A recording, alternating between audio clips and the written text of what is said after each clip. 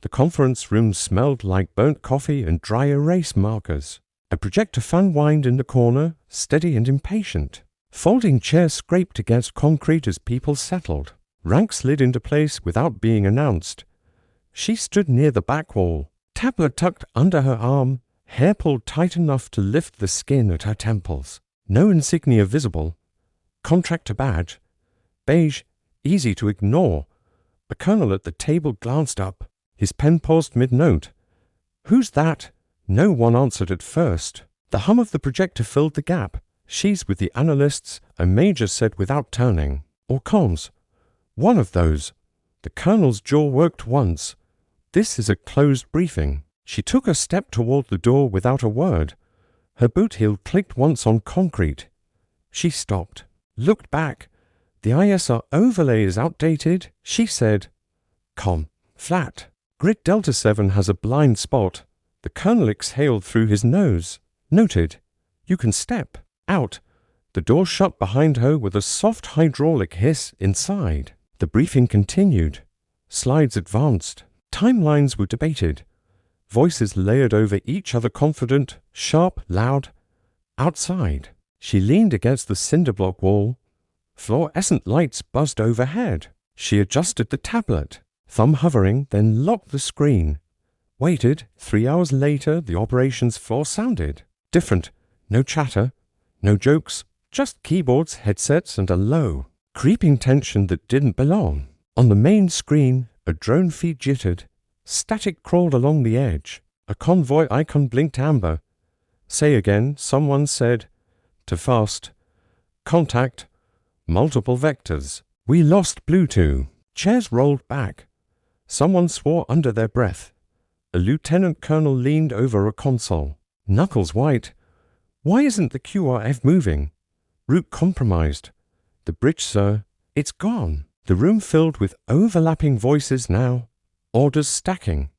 Corrections. A captain raised his voice to be heard. "Where's the contingency for this?" Silence answered him. The colonel from the briefing room stood frozen, eyes locked on the screen. His mouth opened, then closed. He looked around, searching faces. "Get me the mission architect," he said. A staff sergeant swallowed. "Sir."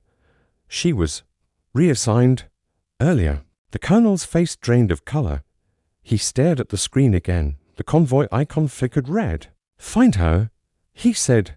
Quieter now. She was in the motor pool, hands black with grease, crouched beside a generator that refused to start. The smell of diesel hung thick. A wrench clinked as she set it down. The radio on her shoulder crackled once. "Ma'am," a voice said, strained. "They're asking for you. Ops floor. Now." She wiped her hands on a rag, slow and deliberate, stood. The generator coughed once, then went silent. The operations floor went still when she walked in. No one announced her. No one needed to. Headsets were lifted off ears. Chairs stopped moving. The only sound was the drone feed, stuttering. She took in the room in a single sweep. The screens, the body language, the map overlays that hadn't been updated like she'd warned. She didn't ask for a seat. Bluetooth was alive, she said, already moving. Fingers danced across a keyboard. They ditched the vehicle and went subterranean. Sewer access point here. She tapped the screen. A new layer appeared. Hand-drawn. Old. The colonel stepped closer. His rank suddenly felt heavy. "You designed this?" he asked.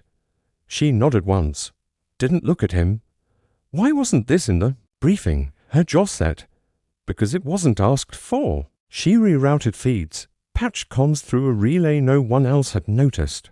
Her voice stayed level, even as alarms chimed. "Pull the drones back. They're tipping our hand. QRF goes foot mobile. No lights. No comms until my mark." A captain hesitated. "That violates." She turned her head slightly. "Just enough? Then write me up," she said. The room held its breath. On the screen, the convoy icon stabilized. Bluetooth signal reappeared, faint but steady. A path lit up narrow, precise. Minutes passed. No one spoke. Even the keyboard slowed. When the extraction icon finally turned green, the room exhaled as one. Chairs creaked. Someone rubbed their face with both hands. The colonel straightened.